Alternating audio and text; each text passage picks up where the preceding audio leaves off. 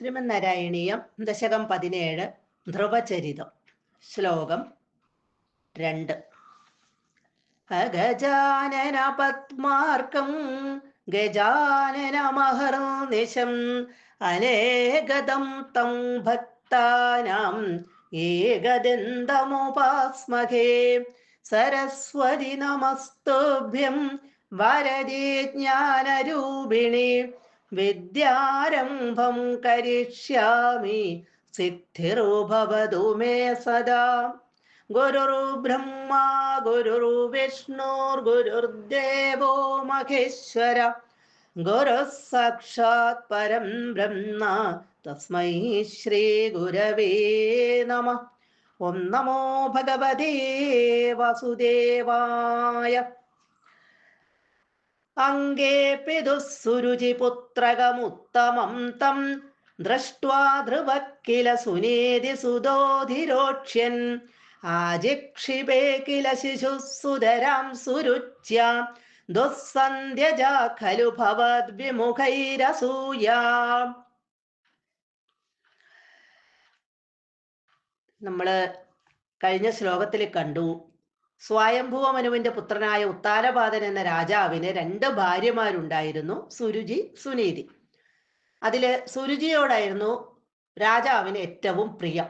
സുനീതി അവിടെ രാജാവിനാൽ അവഗണിക്കപ്പെട്ടവളായിട്ട് കഴിഞ്ഞു. മറ്റൊരു ഗതിയും ഇല്ലാതിരുന്നത് കൊണ്ട് സുനീതി ഇവിടെ ഭഗവാനെ മാത്രം ശരണം പ്രാപിച്ച് കഴിഞ്ഞുകൂടി.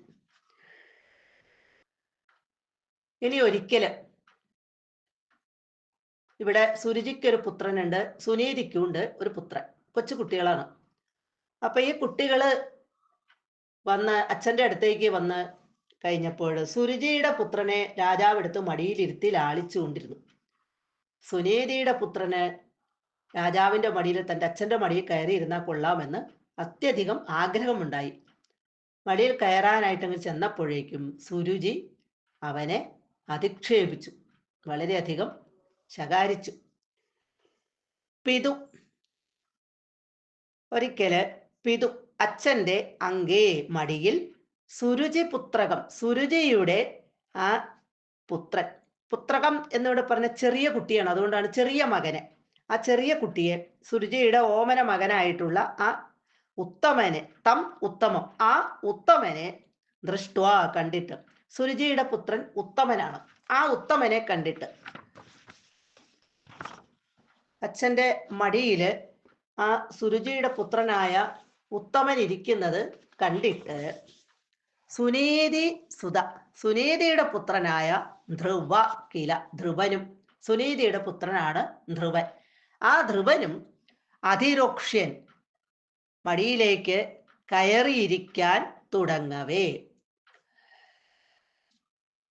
ശിശു, കുട്ടിയെ, ആ കുട്ടിയെ, അതായത് ധ്രുവനെ സുരുച്യ, സുരുചിയാൽ, സുതരാം, സുതരാം എന്ന് പറഞ്ഞാൽ നല്ലവണ്ണം അല്ലെങ്കിൽ കലശലായി, ആജിക്ഷിപേ കില, അധിക്ഷേപിക്കപ്പെട്ടു, സുരുചിയാൽ ആ ധ്രുവൻ അധിക്ഷേപിക്കപ്പെട്ടു. ഇവിടെ രാജാവിന്റെ മടിയില് സുരുചിയുടെ പുത്രനായ ഉത്തമൻ കയറിയിരിക്കുന്നത്, 2 പേരും കൊച്ചുകുട്ടികളാണ്, ആ ഉത്തമൻ കയറിയിരിക്കുന്നത് കണ്ടപ്പോൾ സുനീതിയുടെ പുത്രനായ ധ്രുവനും രാജാവിന്റെ മടിയിൽ കയറിയിരുന്നാൽ കൊള്ളാമെന്ന് ആഗ്രഹമായി. കയറിയിരിക്കാനായിട്ട് ചെന്നപ്പോഴേക്കും ധ്രുവനെ ഇവിടെ സുരുചി വളരെയധികം ദേഷ്യപ്പെട്ടു. രാജാവിന്റെ മടിയിൽ ഇരിക്കാൻ ഒക്കൂല എന്ന് പറഞ്ഞുകൊണ്ട് ശകാരിച്ചു.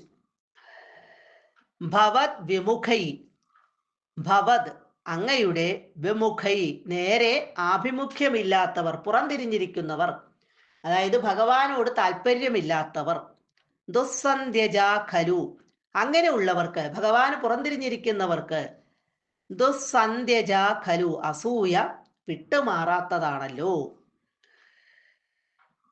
ഇവിടെ ഈശ്വര വിശ്വാസം, ഈശ്വര വിചാരം അങ്ങനെ ഒന്ന് ഇല്ലാത്തവർക്ക് എല്ലാ ദുർഗുണങ്ങളും അവർക്കുണ്ടാകും. അവർക്ക് അസൂയ മാത്രമല്ല, ഇവർക്ക് എല്ലാവരോടും ദേഷ്യവും പകയും ഇങ്ങനെയൊക്കെയുള്ള കാര്യങ്ങളൊക്കെ ആയിരിക്കും ഉണ്ടാകുക. അപ്പൊ അതുകൊണ്ട് തന്നെ ഇവിടെ സുരുചിക്ക് ഭഗവാനോട് തീരെ താല്പര്യമില്ല. പക്ഷെ സുനീതി നേരെ തിരിച്ചാണ്. സന്ധ്യജിക്കുക എന്ന് പറഞ്ഞാൽ ഉപേക്ഷിക്കുക എന്നാണ് അർത്ഥം.